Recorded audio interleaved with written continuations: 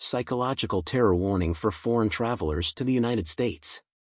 29-year-old German tourist Jay Braschi from Berlin was looking forward to visiting the land of unlimited possibilities, including spending a fun weekend in Tijuana, Mexico, while on vacation in the United States, and was detained for months without seeing a judge, thrown in isolation, having no one to talk to, lost in the American prison system.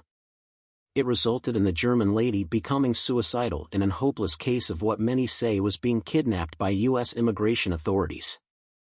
All she wanted was to go home. She is not a criminal and has no intention of entering the United States illegally. Her crime was that her hobby was to be a tattoo artist and well known in Berlin. She brought tattoo equipment in her bag when she crossed the land border from Tijuana, Mexico, to San Diego, California. She was visiting her German friend in San Diego and wanted to give her a taste of her talent. In another incident, British tourist Rebecca Burke was trying to cross from the US into Canada when a visa mix-up saw her handcuffed and taken to a detention facility in the States, where she has now been held for 14 days. Ms. Burke, who has been traveling since January, had a tourist visa for her backpacking trip around North America. Still, her entry into Canada, where she planned to stay with a host family in exchange for food and accommodation, was rejected because Canadian authorities saw this as illegal work. Canadian officials said she needed a working visa and sent Ms. Burke back to the U.S., where she was then taken by Homeland Security in handcuffs to a large detention center, without ever seeing a judge. In both cases, the German and British consulates tried to help after friends and relatives notified them weeks into the ordeal. None of the two tourists had a criminal record, but both were looking forward to a short vacation in the land of unlimited opportunities. In the case of the German girl from Berlin, what followed was something Braschi could not have imagined even in her worst dreams. She disappeared into the American prison system, where she was put in solitary confinement for over a week. No judge, no hearing, no answers. She spent 8 days alone in a cell, with no blanket, no pillow, surrounded by screams from other rooms. Her friend was desperately trying to find her friend, later reported that Braschi was so distraught that she began to hit the walls until her knuckles bled. eTurboNews.com. Psychological terror instead of the rule of law. Braschi was eventually transferred to the notorious Otay Mesa Detention Center, a privately run prison known for its brutal conditions. According to Braschi, they tried to calm her down with tranquilizers. But instead of letting the drugs make her compliant, she continued to fight for her release. For weeks she received no clear information about her status.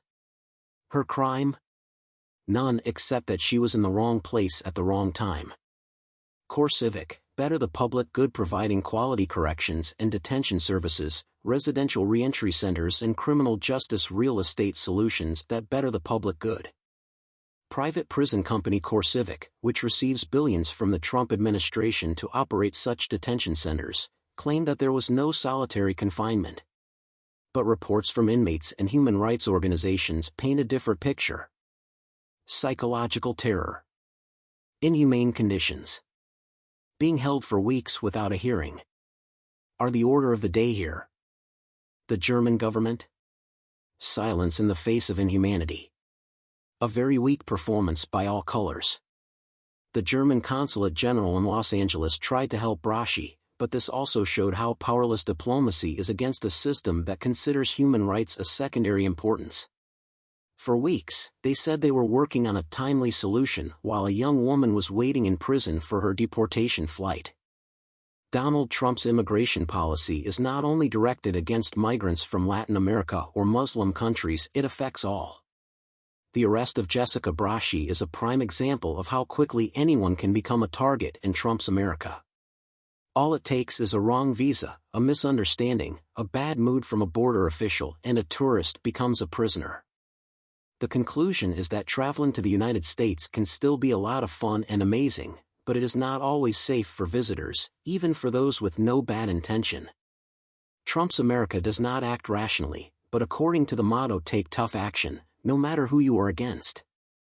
The rule of law that the USA was once so proud of has long since given way to a brutal, unpredictable system.